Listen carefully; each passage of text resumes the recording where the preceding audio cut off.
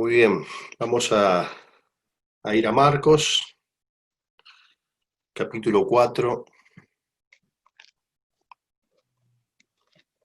Marcos, segundo libro de la Biblia, del Nuevo Testamento. Marcos, capítulo 4, versículo 21.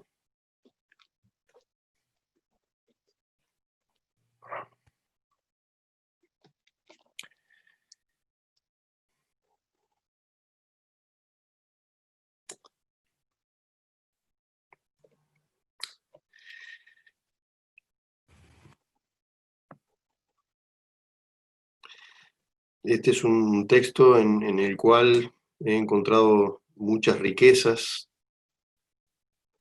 en lo personal y también para la congregación.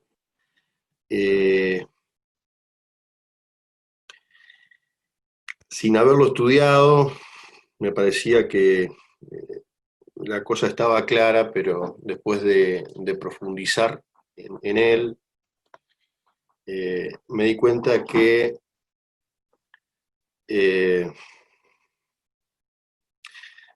tenemos mucho para aplicar como iglesia de, de esta porción de la palabra del Señor. Eh, Algo precioso para nosotros en este tiempo, que como siempre la palabra del Señor nos viene bien, pero eh, esto que no puede estar oculto, el mensaje de la salvación, qué es lo que genera en mi vida, qué es lo que genera en nuestra vida, que podemos sacar de este texto es algo muy rico para nuestra vida, es algo que puede bendecir la vida personal, la vida familiar de nosotros y puede bendecir grandemente a la congregación. Por eso es importantísimo que hayan elegido estar en esta reunión. Hoy les pedí a todos los hermanos que se conectaran, que eh, tenemos algo de Dios muy importante para la iglesia en estos tiempos, y estos párrafos este, no son necesarios escucharlos y reflexionar sobre ellos. Dice la palabra, Marcos 4:21, también les dijo: ¿acaso se trae la lámpara para ponerla debajo del almud? El, el almud es un cajón o un canasto, ¿sí? ¿Acaso se trae una lámpara para ponerla este, debajo de un canasto, debajo de un cajón o debajo de la cama? No es para ponerla en el candelero. El candelero es como una repisa que sobresale de la pared, ¿sí? Donde ahí se pone la lámpara, ahí se apoya la lámpara. Porque no hay nada oculto que no haya de ser manifiesto, ni escondido que no haya de salir a la luz. Si alguno tiene oídos para oír, oiga. Les dijo también: mirad lo que oís, porque con la medida con que medís os será medido, y aún se os añadirá a vosotros los que oís, porque al que tiene se le dará, y al que no tiene aún lo que no tiene se le quitará. Padre, muchas gracias por tu palabra, gracias porque ella es impresionante para nuestras vidas. Ella modifica nuestro presente y trae bendición para nuestro futuro. Gracias por estar con mis hermanos. Gracias por la consideración de ellos en juntarnos hoy. Y queremos pedirte que traigas bendición a nuestras vidas. Nosotros necesitamos ser bendecidos por tu palabra. La oración la hacemos en el nombre del Señor Jesús. Amén. Muy bien. Hoy nosotros vamos a ver como dos pequeñas parábolas que están este, concretadas en este texto que vimos. Una está asociada a la lámpara y la otra a la medida, ¿sí? Este, pero Jesús expresó en los versículos que siguen, el 26 y hasta el 34, dos parábolas adicionales más: la parábola del crecimiento de la semilla y la parábola de la semilla de mostaza. La próxima, Dios mediante, la estará dando Pablo y el próximo domingo, y el otro Manuel, la semilla de mostaza. Eh, y algo interesante, que el Señor larga una parábola, y en esa parábola inicial que larga el Señor sobre los suelos, sobre los terrenos que dio Manuel el domingo pasado, él condiciona y dice que es necesario entender esa parábola, la parábola de los suelos o de los terrenos, para comprender las demás parábolas que venían. Eso lo encontramos en el capítulo 4, un poquito más atrás, versículo 13, 4:13. Y les dijo: ¿no sabéis esta parábola? ¿Cómo pues entenderéis todas las parábolas? Explica la parábola de los terrenos, de los suelos, y si no entienden esta, bueno, ¿cómo van a entender las que vienen? Entonces es fundamental entender esta parábola, porque eh, las demás parábolas que vienen están relacionadas, están asociadas, organizadas por Jesús para aclarar una verdad impresionante, una verdad divina para nuestra vida, ¿sí?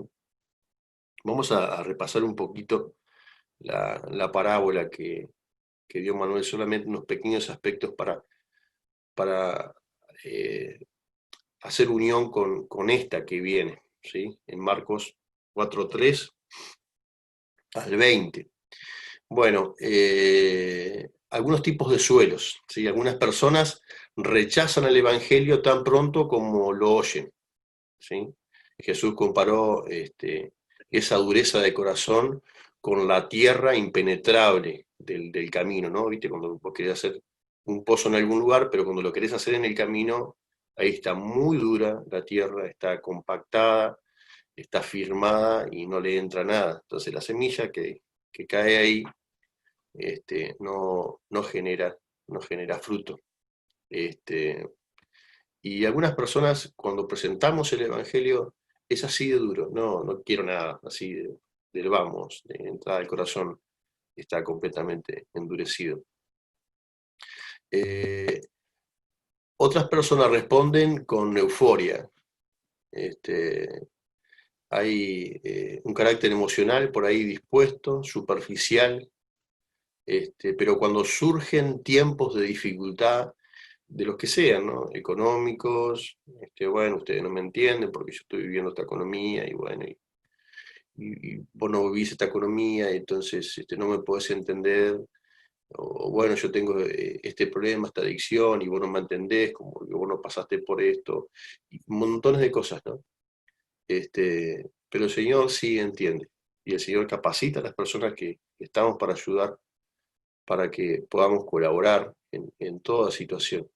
Pero cuando la semilla cae en este tipo de tierra, con emotividad inicial, este, eh, esa fe simplemente se diluye cuando aparecen los problemas y se apartan. El Señor comparó a tales individuos con el terreno rocoso, ¿sí? Que hay piedras, el cual la verdadera fe nunca echa raíz. El tercer tipo de terreno, infestados de espinos, ¿sí?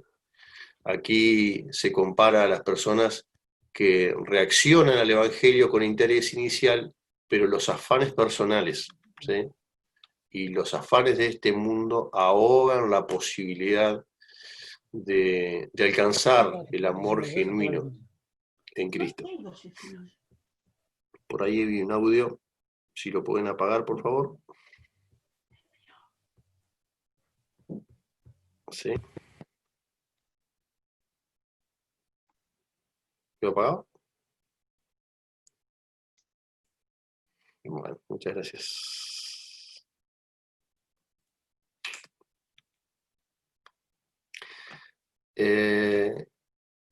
Entonces,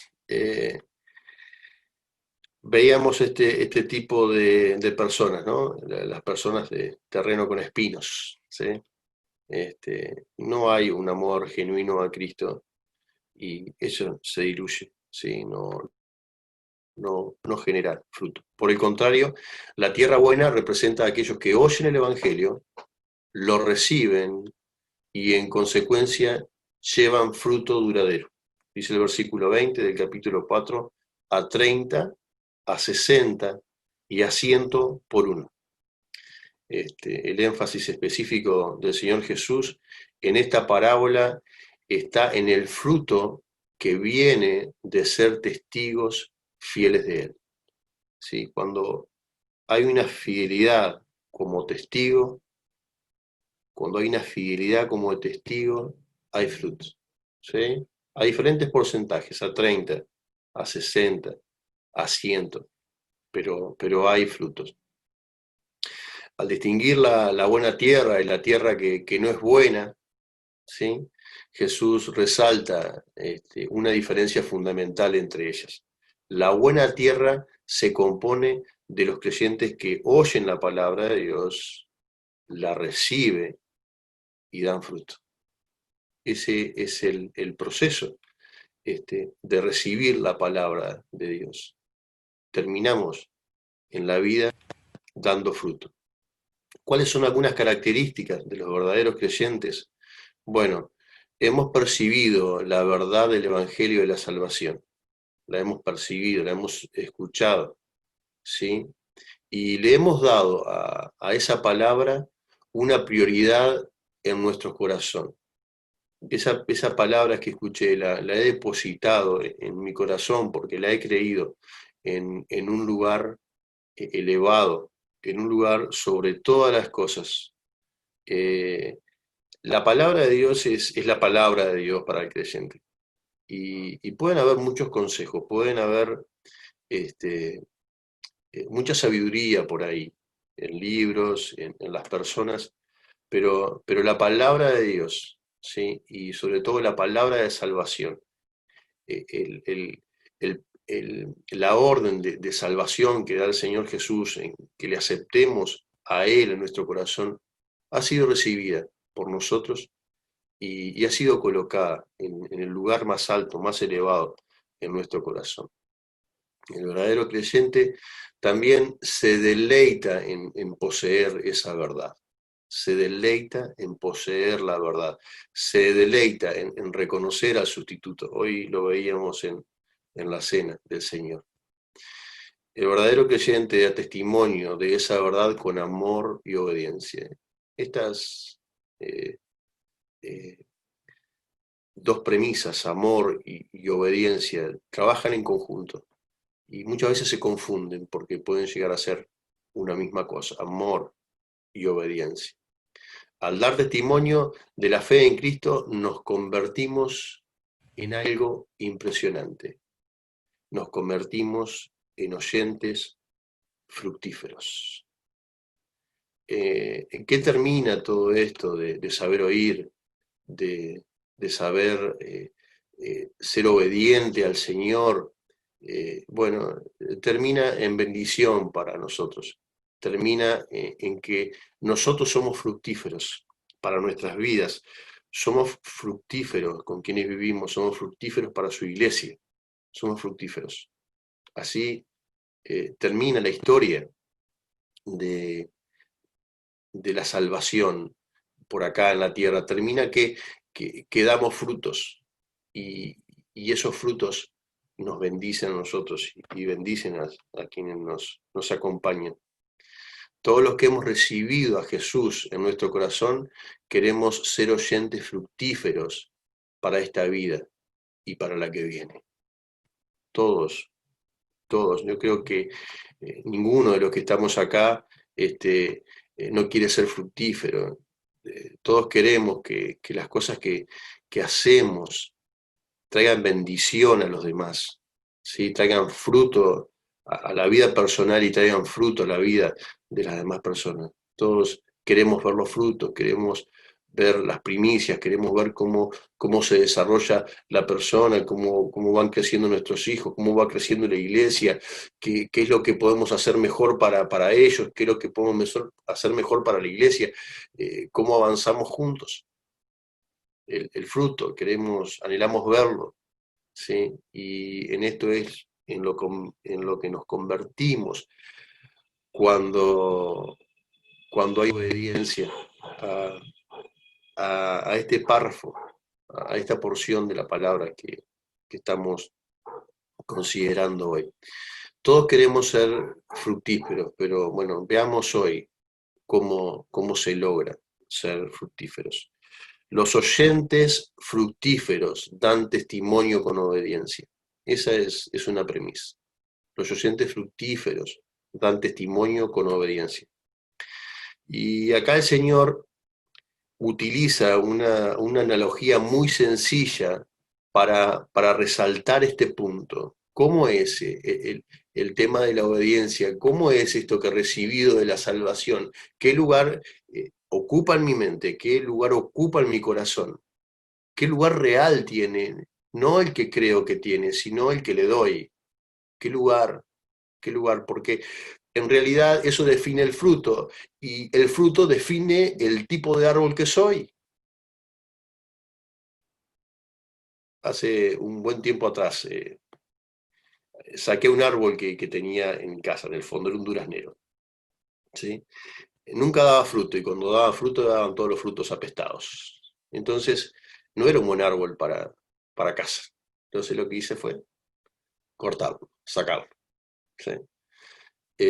Pero hay otros árboles que he plantado, otros limoneros, naranjos, pomelo también planté, y todos dan frutos. Y qué lindo es cuando hay fruto, ¿no?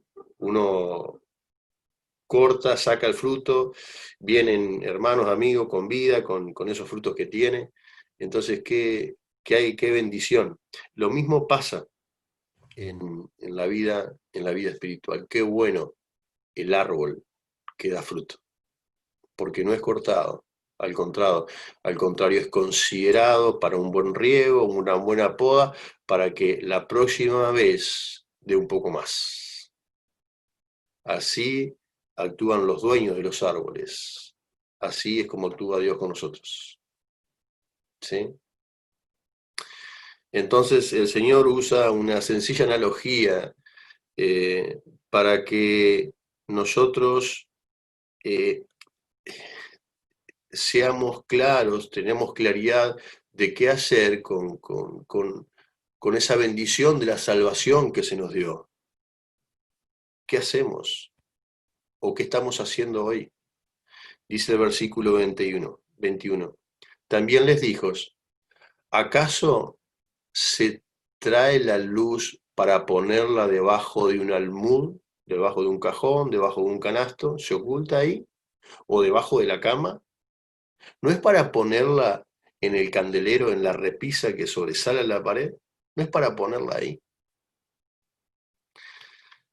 Las lámparas en aquel tiempo eran pequeños recipientes, ¿sí? Tenían un asa en la punta y esas eran llenadas con aceite, seguramente un aceite de oliva de baja calidad, que le llaman aceite de oliva lampante, porque justamente era para las lámparas.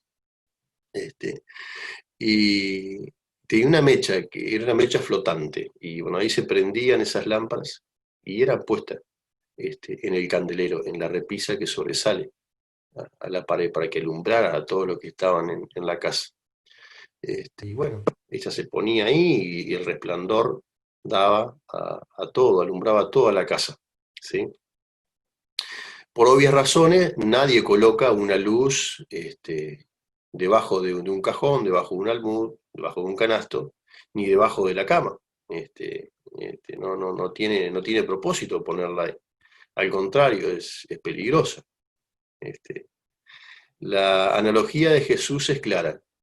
Los que hemos recibido la luz del Evangelio no podemos ocultarla.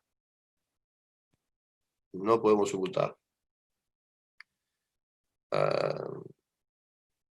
Hay veces que decimos, no, que hablen mis hechos, está bien y es coherente. Los hechos tienen que hablar primero, pero no dejemos que nuestras palabras hablen después de nuestros hechos. No dejemos que nuestras palabras hablen después de nuestros hechos. Larguemos los hechos primeros.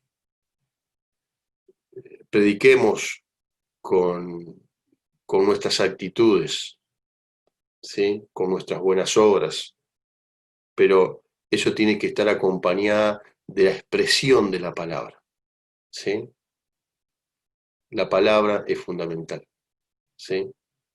Por medio de ella, por esa expresión del corazón, es que hay salvación, ¿sí?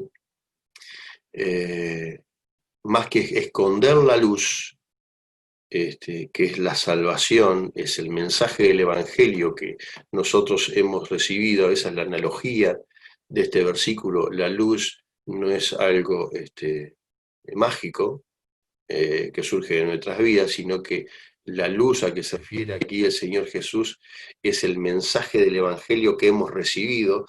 Jesús cargó con nuestro pecado, él fue a la cruz con nuestro pecado y Él fue el sustituto. Él murió por mí en la cruz. Yo no tuve que pagar nada, Él murió.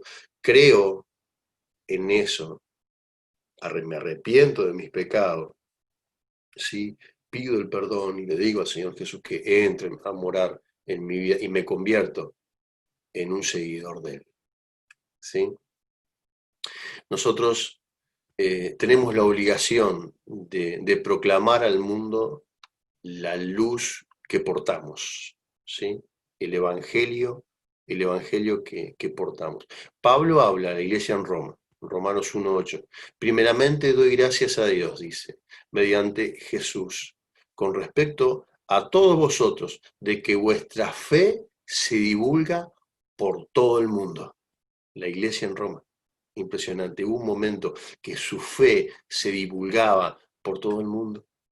Y pensaba, qué lindo sería que el Señor pueda hablar así de Maldonado, de la iglesia de Maldonado.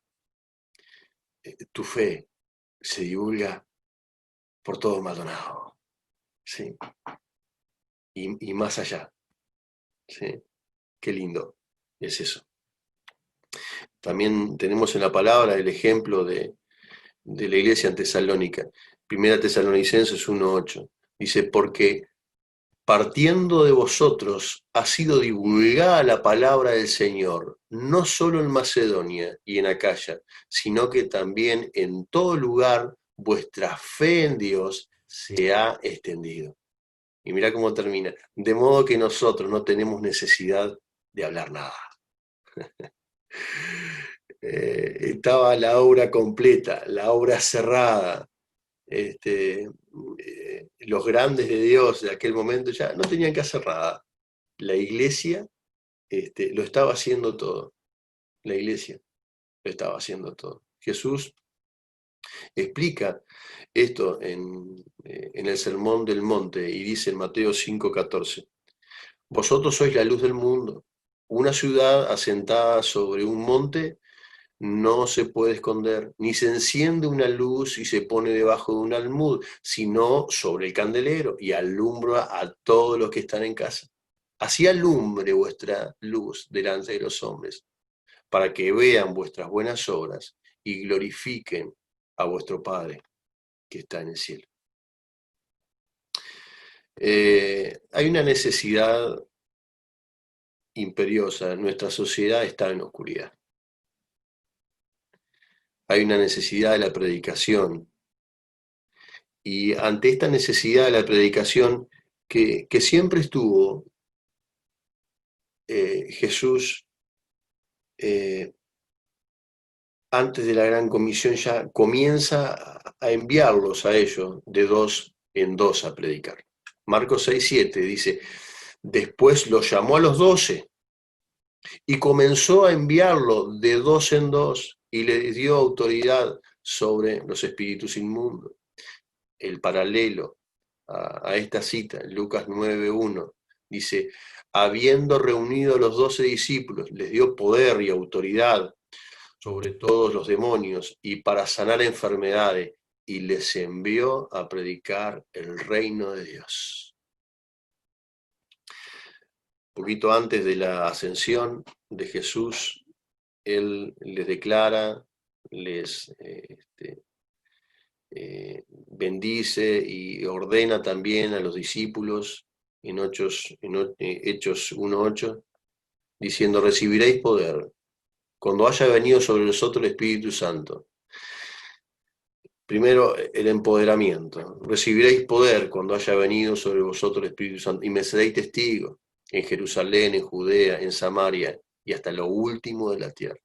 Recibiréis poder cuando haya venido sobre vosotros el Espíritu Santo. Sucede que cuando nosotros aceptamos al Señor Jesús como nuestro Salvador, la persona del Espíritu Santo se instala en nuestra vida y hemos recibido el poder para ser testigos de Él en Maldonado, en Uruguay y quizás en el futuro en alguna otra parte del mundo. El Señor no quería que el Evangelio permaneciera oculto, ¿sí?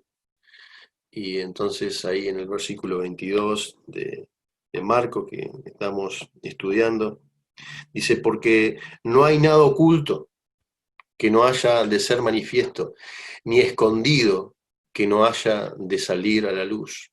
Hubo una ocasión en que la verdad fue oculta y velada a los obstinados que rechazaban el mensaje. Este oculto fue por un momento, por un periodo puntual de la historia, ¿sí? Este oculto ya habría de ser manifiesto, ¿sí? Y lo que está escondido habría de salir a la luz, dice la palabra, en el mundo. Y el tiempo de salida a la luz comenzó inmediatamente después de este discurso del Señor Jesús. Y esa época comenzó, ese periodo de pronunciación del Evangelio a todo el mundo, comenzó con el ministerio de predicación de los apóstoles y dura hasta el día de hoy y durará hasta el regreso de Cristo. Esa es nuestra comisión. El mandato a evangelizar no terminó con los apóstoles, comenzó con ellos y ha pasado a todos los creyentes en cada generación de la historia de la Iglesia, a nosotros. Los cristianos estamos llamados a anunciar con entusiasmo, como dice Primera de Pedro 2:9, anunciar con entusiasmo las virtudes de aquel que nos llamó de las tinieblas a su luz admirable. Ha habido un cambio en nuestro interior, ¿sí? Y anunciamos ese cambio con entusiasmo. Nosotros sabemos anunciarlo porque portamos esa caridad de persona en la cual el Señor Jesús, en trabajo conjunto con el Espíritu Santo y con el Padre, nos ha convertido. La declaración de Jesús, si alguno, versículo 23 de la cita que estamos estudiando, si alguno tiene oídos para oír, oiga. ¿Sí? Es impresionante esto, hermano. Si alguno tiene oídos para oír, oiga. Hace un imperativo acá a los discípulos, una orden, ¿sí? Y le está diciendo, cuidado, ¿cómo estás oyendo? Si a uno tiene oído para oír, oiga, ¿estás atento a lo que estoy diciendo? ¿Estás atento que la salvación que portás no se esconde? ¿Que no es para avergonzarse cuando llega un amigo que no sabe que nos hemos convertido? No es para ponerla debajo de la cama, no, esto abajo del cajón, no, es para Cuando llegan a casa, es por ponerlo en alto, en el estante alto, que alumbre a todos a los que están a la vuelta de nuestra vida. Eso nos está diciendo el Señor Jesús. ¿Oís? ¿Entendés? ¿Queda claro esto? ¿Tenés oído? Bueno, escuchá, oí, atendé, porque esto traerá bendición a tu vida. Traerá bendición a tu vida. Los oyentes fructíferos dan testimonio con obediencia y los oyentes fructíferos actúan con atención. Actúan con atención. Versículo 24. Les dijo también, mirad lo que oís, porque con la medida con que medís os serás medido, y aún se os añadirá a vosotros los que oís, porque al que tiene se le dará, y al que no tiene, aún lo que no tiene, se le quitará. ¿Sí? El versículo anterior, el Señor decía, si alguno tiene oídos para oír, oiga. Aquí sigue con el tema de ser creyentes atentos, y dice el Señor Jesús, mirad lo que oís. Otra manera de expresar, pongan atención a lo que he dicho, ¿sí? Y pongan atención a lo que van a oír después, que no sean engañados, ¿sí? Esto que yo he dicho es para que lo tengan presente siempre. La salvación no se esconde. No me avergüenzo de la salvación, ¿sí? Todo lo contrario, estoy expectante porque ella puede llegar a dar fruto y puede llegar a bendecir mi vida y la vida de con quienes caminamos juntos. Debemos dedicarnos con seriedad a la tarea. Ojo, ¿entendiste? ¿Oíste bien? Debemos dedicarnos con seriedad a la tarea, porque cuando nos dedicamos con seriedad a la tarea, esta tarea trae promesa de recompensa eterna, ¿sí? Que el Señor así lo dispone. El Señor Jesús le expresa a sus seguidores, el versículo 24. Le dijo también, mirad lo que oís, porque con la medida con que medís, os será medido. ¿Sí? Esto es la ley de la siembra y de la cosecha. ¿Sí? Esto significa que cosechamos lo que sembramos. Cosechamos lo que sembramos. En cuanto al Evangelio hoy, cosechamos lo que sembramos. No estoy poniendo la luz en el estante alto de la casa. No estoy poniendo la luz en el estante alto de mi vida. Hay veces que la escondo. Y me miento a mí mismo, no, que mis hechos hablen y mi palabra queda oculta.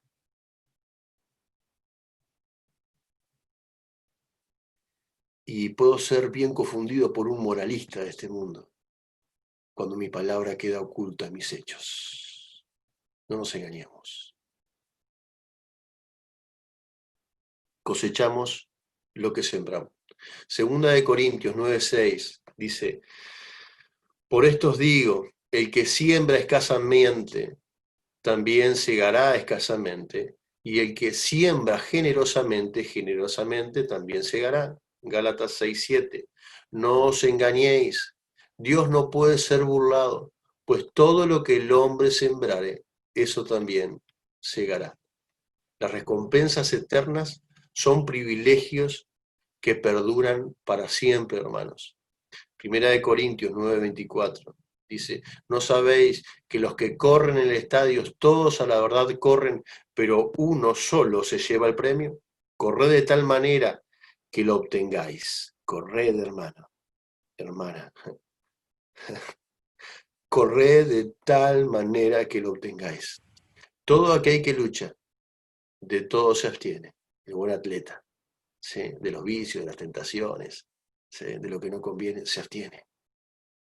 ellos a la verdad, para recibir una corona corruptible, pero nosotros una incorruptible. Apocalipsis 22:12. He aquí, Jesús está aprontando el caballo y viene pronto. Dice, he aquí, yo vengo pronto y mi recompensa está conmigo para recompensar a cada uno según sea su obra.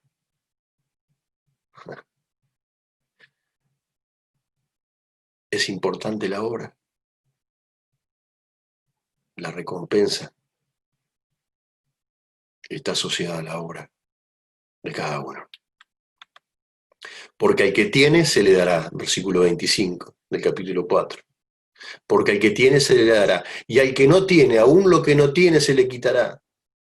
El relato paralelo es más duro todavía. El relato paralelo a este que está en Mateo 13:12 añade, dice, porque a cualquiera que tiene se le dará y tendrá más. Un relato de una confirmación de Dios impresionante, porque al cualquiera que tiene se le dará y tendrá más. El fruto de la predicación del Evangelio. A medida que los creyentes dispersamos la verdad de Dios a otros, Dios nos bendice con más poder, con más gozo, con mayor satisfacción y con mayor recompensas. Hay veces que vemos hermanos derrotados, hermanos caídos.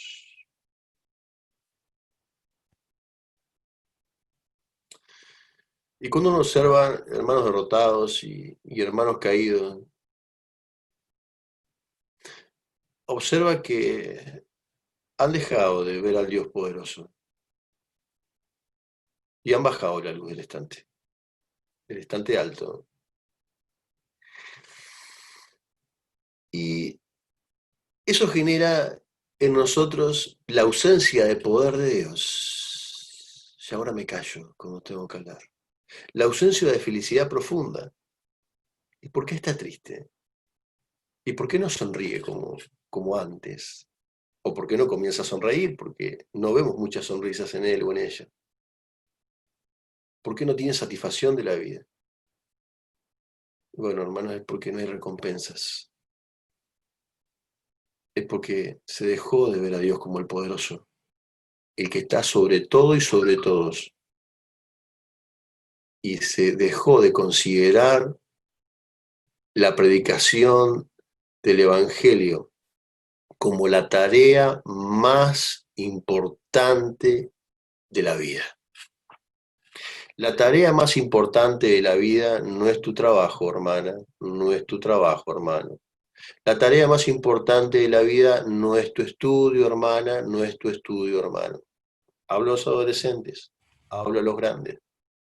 La tarea más importante de tu vida que modifica toda tu persona en poder, en gozo, en satisfacción y en recompensa es evangelizar. Es evangelizar. Es poner la luz de la salvación de nuestra vida en alto. Es contar lo que sucedió en mi corazón. Traes todas estas respuestas poderosísimas para nuestra vida. Y al que tiene, se le dará más. Pero al que no tiene, aún lo que tiene se le quitará. ¿Sí? Hay un mensaje paralelo también a esta, negativa. En Lucas 8:18 dice, mirad pues cómo oís, importante, oíd para hacer. Oíste mensaje, la salvación no se oculta. Mirad cómo oís, porque a todo el que tiene se le dará, Lucas 8:18, y a todo el que no tiene, aún lo que piensa tener, aún lo que piensa tener se le quitará.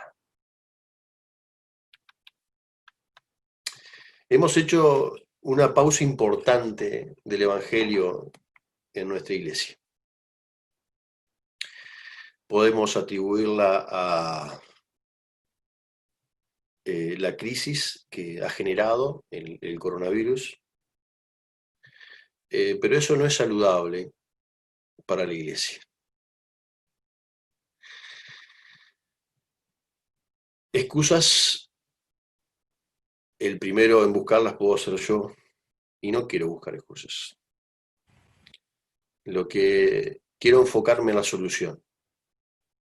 Quiero enfocarme en que debemos tirar la red para que el Señor nos dé las personas recién convertidas, para que el Señor nos dé vida nueva a la iglesia, para que el Señor dé ovejas nuevas a su redil. Esto es aire fresco para la congregación. Hemos hecho una pausa evangelística, pero esto, más que preocuparnos, debe ocuparnos para bendición personal de tu vida, para bendición personal de tu familia, para bendición de la iglesia, la cual te bendice y muchas veces te sustenta. Debemos levantarnos en esta obediencia fructífera.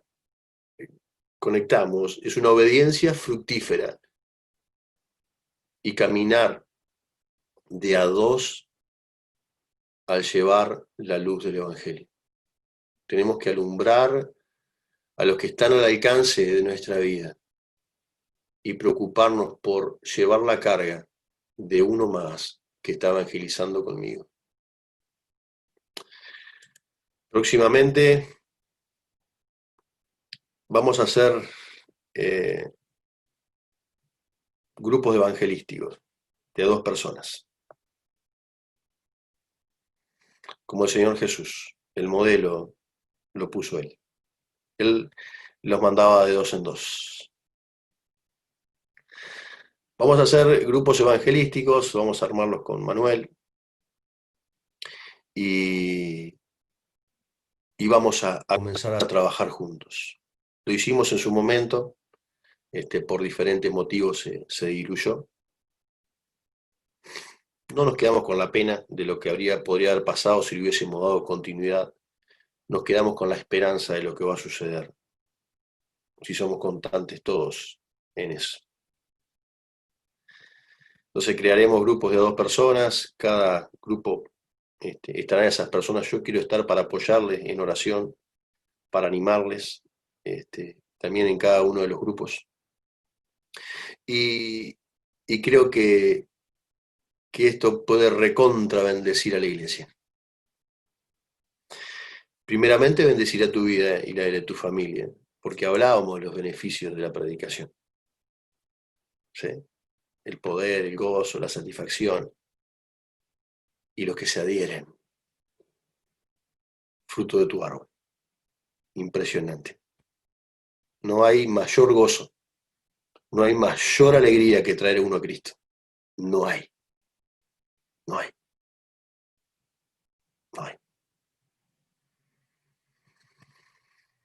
Quizás los que hemos tenido hijos se asemeja a cuando nace un hijo. ¿Sí? De alegría en la familia. Quizás se asemeja a eso. Algo impresionante. Entonces nos uniremos para trabajar. ¿Y a quién buscaremos? Bueno, buscaremos a las personas que nos pesan en el corazón.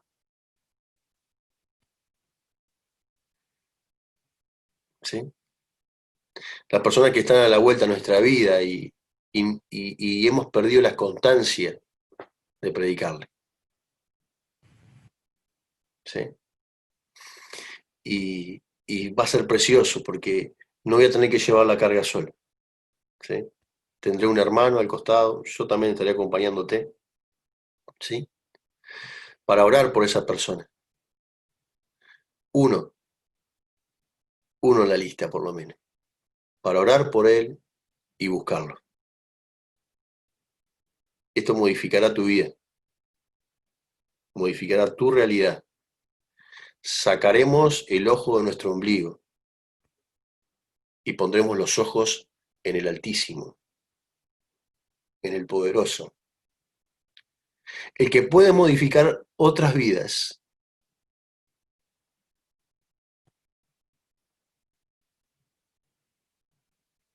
Pero la que va a salir más modificada y más bendecida va a ser la mía, por los beneficios de la predicación.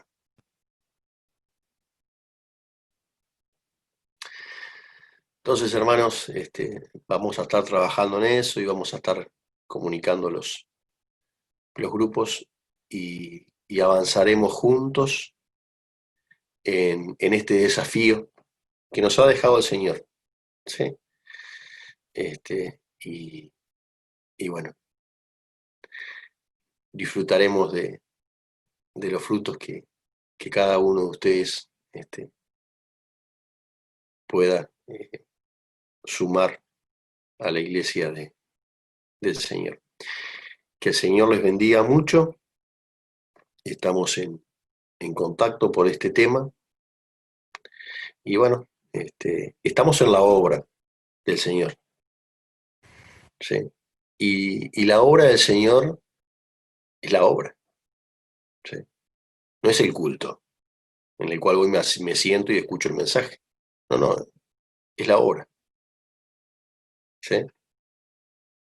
Tenemos que trabajar para el Señor. ¿Y la tarea cuál es?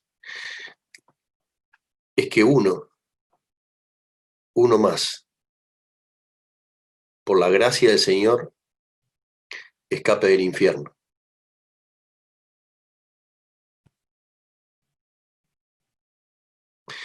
Que uno más, por la gracia del Señor,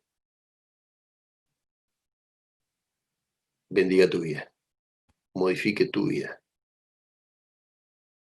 Porque sos árbol que trae fruto al huerto del Señor. ¿Quiénes estamos involucrados en esto? Estamos trabajando juntos. Vamos a caminar juntos. No te achiques, hermanos, no te achiques, hermana. Vamos a trabajar juntos. Es preciosa la obra del Señor. Y los resultados, más maravillosos todavía. Que el Señor nos bendiga a todos ricamente y que podamos contagiar este avance de trabajo, que lo podemos hacer cada uno de nosotros en nuestro barrio, en donde trabajamos, en donde estudiamos. Lo podemos hacer, es poner la luz en el estante alto de nuestra vida. Y mostraremos esa luz con hechos y la acompañaremos de palabras. ¿Sí? A pedirle a Julio que esté orando para cerrar esta parte y después nos quedamos charlando. Si tienen alguna pregunta la podemos hacer también, si quedó alguna duda, y nos quedamos charlando en familia después. Oramos, hermanos. Señor, Dios y Padre amado, te damos muchas gracias por esta enorme bendición que es escucharte a través de tu palabra, Señor. Gracias por esas palabras, Señor, que nos das para nosotros, que alimentan y nos alientan nuestro corazón. También nos guían en el camino que hemos de seguir, Padre. Te pedimos que estés fortaleciéndonos como iglesia, también fortaleciendo a cada uno en lo personal, dándole fuerzas a cada uno en lo personal, Señor, para llevar a cabo esta tarea que nos has dejado, Señor. Este mandamiento, Señor, tuyo, esta gran comisión que tenemos, que es de llevar tu evangelio, Señor. De llevar luz a este mundo que realmente está en tinieblas. Señor, danos voluntad, danos sabiduría, danos inteligencia, Señor, y también valentía, Señor, para caminar, Señor, derechos y con orgullo de que llevamos la luz tuya, Señor. Ayúdanos a a que tengamos este sentir como iglesia, sea un sentir unánime en cada hermano, Señor, y que con tu bendición y con tu poder, Señor, podamos realizar esta hermosa tarea, Señor, que nos has dejado. Sabemos que donde hagamos esta tarea, que seamos obedientes, Señor, va a traernos mucha bendición a nuestra vida, primeramente, a nuestra familia, y también para la de esa persona que estemos evangelizando. Gracias, Señor, por todo lo que nos das. Gracias, Señor, por tu palabra. Y gracias por ese amor tuyo, Señor, y porque tú nos llamaste, hoy podemos estar disfrutando de todo esto. Dejamos lo que queda en el resto del día en tus manos y lo hacemos en el nombre de Jesús. Amén.